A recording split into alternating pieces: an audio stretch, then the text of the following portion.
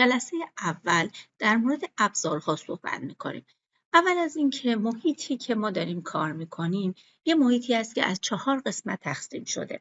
محیط تاپ که از بالای کار رو می‌بینیم، محیط فرانت از قسمت روبرو، رایت از پهلو و پرسپکتیو هم از همه قسمت‌های محورهای X و Y و Z میتونیم شکلمون رو بچرخونیم و ببینیم. در این قسمت منوی فایل وجود داره، ادیت، ویو که ابزارهایی که ما تو اینجا داریم همین ابزارها گسترده ترش و یه سری دستورای بیشتر در این قسمت قرار گرفته. در قسمت کامند بالا میتونیم بعضی از ابزارها رو از اینجا استفاده کنیم، بعضی از ابزارها رو با وارد کردن اسم اون ابزار تو قسمت کامند میتونیم اون رو اجرا بکنیم. مثلا الان من اگر اینجا کلیک کنم بنویسم آپشن، یک مجموعه کار میاد، آپشن برای من باز میشه و بعد اینجا من گزینه هایی که میخوام در زمینه خود نرم راینو توش وجود داره و حالا همین در کدوم قسمت وجود داره، در این قسمت هم وجود داره. پس فرقی نمیکنه که ما از کجا بتونیم این رو استفاده کنیم. اینکه ما باید دستور رو حفظ باشیم، در قسمت کامند حرف اولش رو بزنیم، منویی از اون مجموعه کارهایی که ابزارهایی که وجود داره برای من در اختیار من قرار میده. و بعد اینجا ابزارهای تولزبار هستن. بیشترین کاربردی که ما توی کار ازشون استفاده میکنیم از این ابزارها هستش و ممکنه که بعضی از ابزارهای اضافه تر رو از منوی فایل یا وارد کردن دستور در قسمت کامند بالا ازش استفاده کنیم. این قسمت تب‌های مختلفی وجود داره، ابزارهای مختلفی توش وجود داره. اولین ابزار استاندارده که تو قسمت نیو، اوپن، سیو، پرینت گرفتن، فایل داکیومنت جدید، کات کردن، کپی، پیست و ابزارهای دیگه وجود داره که ما در حین کار دونه دونه با این ابزارها کار میکنیم و توضیحش رو میدیم. سی پلین یعنی به این پنجره هایی که شما میبینید به این پنجره ها سی پلین گفته میشه که اینجا هم مدل های مختلفی از سی پلینی که بخوایم ببینیم رو به ما نشون میده که باز هر کدوم از اینها در محیط کار خودش بهتر کاربرد داره. ست ویو هم باز هم به همین شکل، دیسپلی همین شکل و همه این گزینه هایی که شما مشاهده میکنید، همه این گزینه ها ابزارهای خودشون رو در قسمت تولز این کنار کلیک کنیم. ابزار استاندارد این مجموعه ابزارهایی است که ما ازش استفاده میکنیم. حال میخوام در مورد گزینه‌های در این قسمت رو توضیح بدم. این گزینه‌ها تو میون کار ما خیلی کاربرد داره. یکی از کاربردهای خیلی مهمش اینه که زمانی که ما بخوایم دو تا خط رو به هم متصل کنیم یا نزدیک خط مورد نظر خودمون خط جدید رسم کنیم و یا از یک نقطه به یک نقطه دیگه خط وصل بکنیم و کارهای دیگه انجام بدیم، از این گزینه‌ها میتونیم استفاده کنیم. به عنوان مثال الان گزینه اند رو من روشن میکنم. یک خط رسم میکنم و خط بعدی رو هم میخوام رسم کنم. از انتهای اون خط اولیه میخوام رسم کنم. وقتی که انتهای اون خط باشیم این گزینه اند کوچیک پایین نشون داده میشه و بعد خط بکشم. خط من دوباره در انتهاشه. دوباره انتهای این خط و انتهای خط. حالا زمانی که ما گزینه نیر داشته باشیم و گزینه نیر فعال باشه و اند رو اگر خاموش کنیم، نیر رو بزنیم، وقتی که خط رو میگیرم نزدیکترین جایی که به خطمون نزدیک میشه این گزینه به ما نشون میده که شما میتونید از این ناحیه خط خودتون رو بگیرید. ممکنه زمانی که من خط بعدی رو میخوام بگیرم و بعد به نزدیکترینش وصل بشم، از دید ظاهری من نزدیک شده اما اندش نیست، یعنی به انتهاش وصل نشده و ممکنه که این خط به انتها وصل نشه و خط باز محسوب بشه. گزینه بعدی گزینه پوینت. زمانی که ما نقطه در صفحه خودمون داریم، به وسیله پوینتی که داریم میتونیم بیایم توسط خط از این نقطه به نقطه بعدی و نقطه بعدی و نقطه بعدی و دوباره به نقطه انتهایی به هم وصلشون بکنیم. خب گزینه بعدی گزینه میده. البته ما همه این گزینه ها رو با هم و در کنار هم میتونیم استفاده کنیم. گزینه بعدی گزینه میده. میاد چیکار میکنه؟ اگر من یک خطی داشته باشم به این شکل و بخوام خط بعدی رسم کنم که از وسط این خط باشه، گزینه مید رو فعال میکنم و بعد خطم رو میکشم و بعد میبرم روی خط مورد نظر خودم تا اینکه وسط خط من رو وقتی پیدا بکنه علامت مید رو به من نشون میده و من میتونم خط خودم رو رسم بکنم.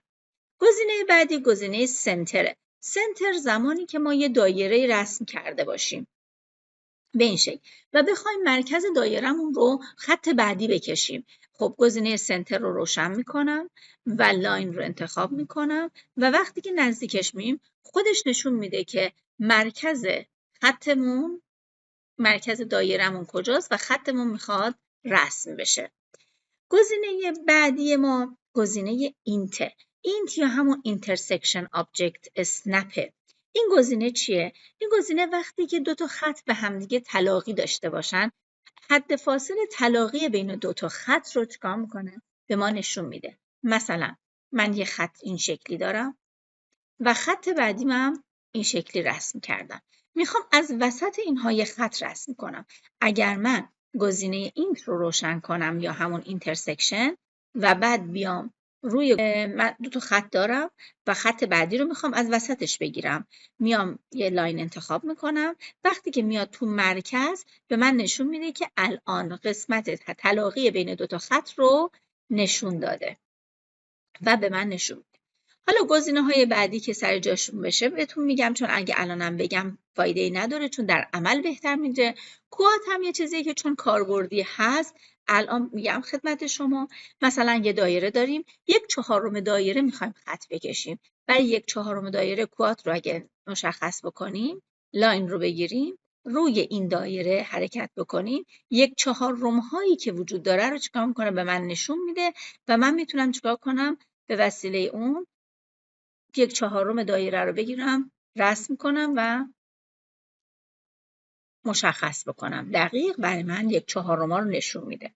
گزینه ای هست اینجا نوشته چی؟ دیسیبل.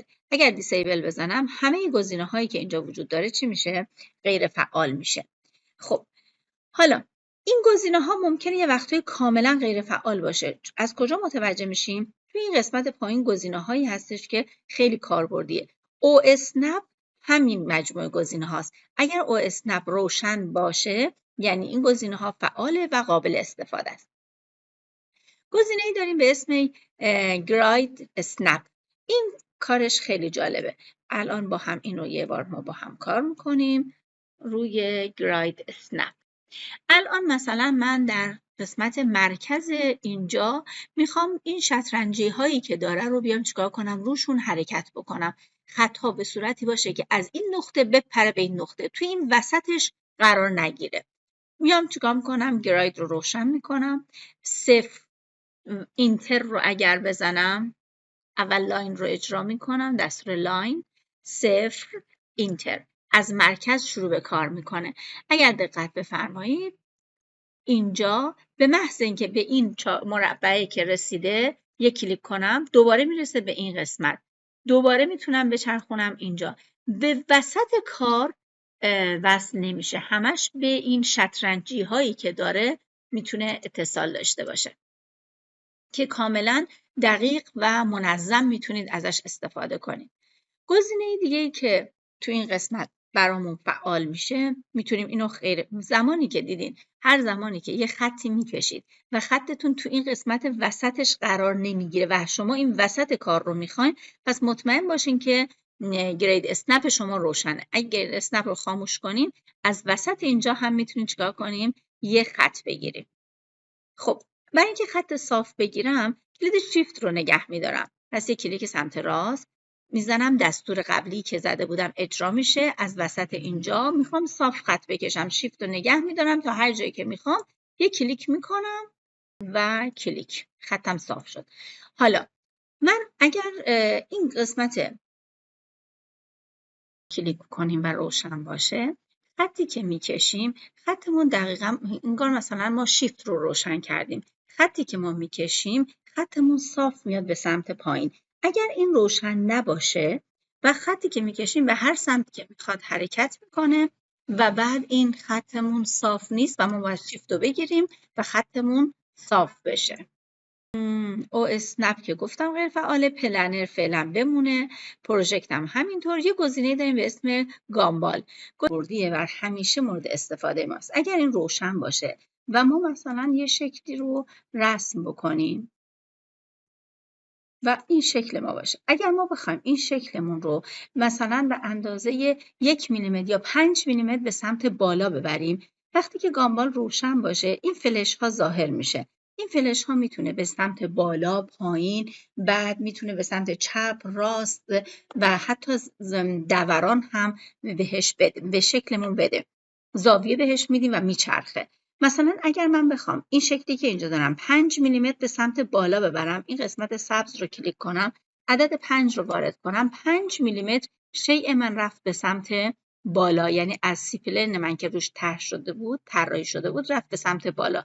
اگه بخوام به سمت چپ ببرم، منفی مثلا 6 بهش میدم، منفی 6 میلیمتر به سمت چپ رفت. اما اگر من بخوام این رو حرکت بدم و شکلم رو چیکار کنم، از این حالت خودش خارج کنم و به این شکل میتونم با این هندل ها شکلم رو تغییر بدم و حتی میتونم شکل خودم رو بزرگ و یا کوچیک کنم. با نگه داشتن کلید شیفت میتونیم شکلمون رو از هر جهتی که دوست داشته باشیم بزرگش بکنیم. اما اگر شیفت رو نگیریم، فقط از یک جهت قابل بزرگ شدن هست و از جهت دیگه هیچ تغییری نمیکنه و ثابت میمونه. اگر گامبال خاموش باشه، هیچ کدوم از این مواردی که گفته شده کاری انجام نمیده. پس گامبال. ممنونم تا اینجا ویدیوی ما رو دیدین. برای حمایت از کانال ما لایک و سابسکرایب فراموش نشه.